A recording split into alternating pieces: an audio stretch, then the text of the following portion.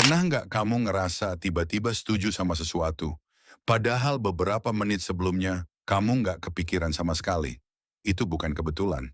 Menurut Chase Hughes, orang yang dulu melatih pasukan intelijen Amerika untuk membaca dan mempengaruhi perilaku manusia, cara kerja otak kita untuk disetujukan sebenarnya sama persis, entah itu dipakai oleh terapis hipnosis, tim marketing, politisi, bahkan pemimpin kultus sekalipun. Dan begitu kamu paham triknya, kamu nggak akan bisa lagi menonton iklan, berita, atau bahkan ngobrol sama atasanmu dengan cara yang sama.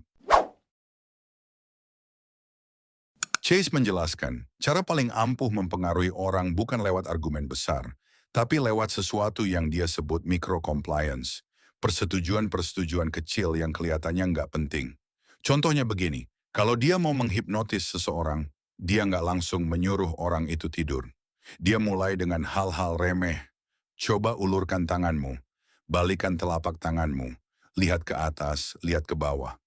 Puluhan instruksi kecil yang sama sekali nggak berarti apa-apa. Tapi tanpa disadari, otak orang itu sudah terbiasa patuh sebelum permintaan yang sesungguhnya datang. Ini kata Chase, persis cara media sosial menarik kita masuk.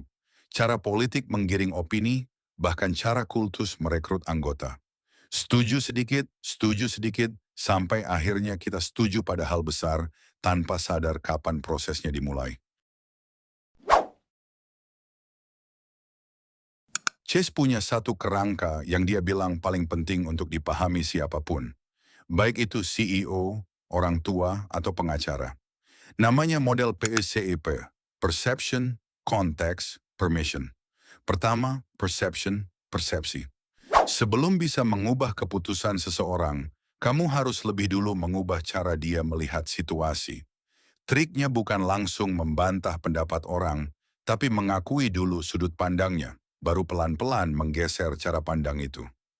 Chase bilang, bahasa yang baik itu beresonansi, bukan mendikte. Kamu masuk dulu ke arus sungai pemikiran orang lain, baru mengarahkannya. Kedua, konteks. Ini bagian yang menurut Chase paling jarang disadari orang, padahal paling powerful. Konteks menentukan perilaku apa yang dianggap wajar. Dia kasih contoh nyata yang mengerikan. Tahun 1957, dalam sebuah pertunjukan hipnosis panggung, seorang polisi yang sedang dihipnotis diberitahu bahwa penonton sedang mengancamnya dengan senjata. Polisi itu, yang aslinya membawa pistol asli, langsung menembak ke arah kerumunan. Bukan karena dia jahat, tapi karena konteks yang diciptakan membuat tindakan ekstrem itu terasa otomatis dan wajar baginya. Ketiga, permission, izin. Setelah persepsi dan konteks berubah, orang secara otomatis merasa diizinkan melakukan sesuatu yang tadinya nggak akan dia lakukan. Contoh sederhana, kita nggak akan telanjang di kantor, tapi otomatis melakukannya di kamar mandi, karena konteksnya sudah memberi izin. Chase bilang, kalau kamu bisa mengubah persepsi dan konteks seseorang, kamu bisa membuat siapapun melakukan hampir apa saja, termasuk hal se-ekstrim meradikalisasi orang lewat internet.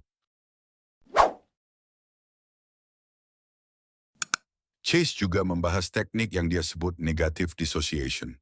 Caranya sederhana. Kamu membuat pernyataan umum tentang orang-orang yang tertutup atau kaku, tanpa menyebut nama siapapun secara langsung. Orang yang mendengarnya secara diam-diam akan menganggukkan kepala, dan tanpa sadar, dia baru saja berkomitmen pada identitas dirinya sendiri sebagai orang yang terbuka dan tidak kaku, hanya supaya dia nggak masuk kategori negatif itu. Ini berhubungan dengan riset klasik dari Robert Cialdini yang Chase singgung. Warga yang sebelumnya setuju menjawab survei kecil soal keselamatan berkendara ternyata jauh lebih mungkin, sampai 85% bersedia memasang papan besar dan norak di halaman rumah mereka seminggu kemudian, dibanding warga yang langsung diminta memasang papan itu tanpa didahului pertanyaan kecil tadi. Sekali kamu membuat orang menyatakan siapa dirinya, dia akan berusaha konsisten dengan pernyataan itu, bahkan kalau harus mengorbankan kenyamanannya sendiri. Salah satu poin paling menarik dari Chase, Otak manusia secara struktural belum berubah signifikan sejak puluhan ribu tahun lalu. Artinya, otak kita masih dirancang untuk merespons hal baru, novelty secara otomatis. Persis seperti nenek moyang kita yang harus langsung waspada begitu mendengar ranting patah di semak-semak. Urutan yang selalu dipakai otak kita, kata Chase, adalah fokus lewat sesuatu yang baru, ke otoritas, ke kelompok garis miring tribe, ke emosi. Coba perhatikan konten pendek yang kamu tonton di media sosial. Biasanya dibuka dengan sesuatu yang mengejutkan, lalu muncul sosok berwibawa, lalu bukti bahwa banyak orang melakukan ini, lalu ditutup dengan momen emosional. Dan setelah emosi itu memuncak, biasanya muncul iklan. Chase bahkan menyarankan, kalau kamu ingin mengubah kebiasaan burukmu sendiri, manfaatkan hal yang sama. Ubah sesuatu di lingkunganmu, pindahkan furnitur, ganti gaya berpakaian, supaya otakmu terkejut dan lebih mudah menerima perubahan baru. Salah satu teknik yang menurut Chase paling berbahaya adalah membuat orang lain merasa pintar menyimpulkan sendiri.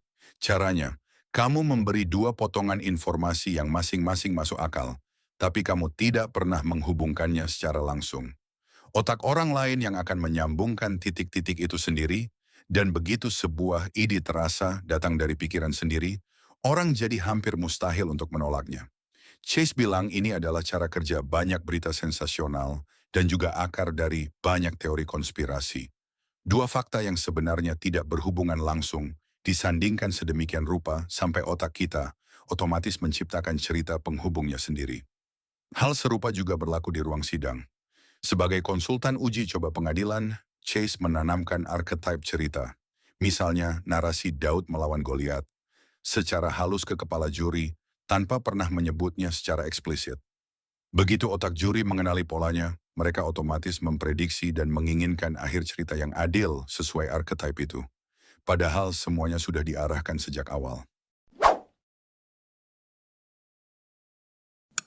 Menurut Chase, semakin canggih AI mengambil alih pekerjaan berbasis logika dan data, semakin berharga justru kemampuan manusia untuk membuat orang lain merasa didengar dan dipahami secara nyata, bukan lewat interaksi digital. Dia menekankan koneksi sosial manusia yang mendalam ada di lapisan kebutuhan dasar manusia yang sampai sekarang belum bisa digantikan sepenuhnya oleh layar dan algoritma.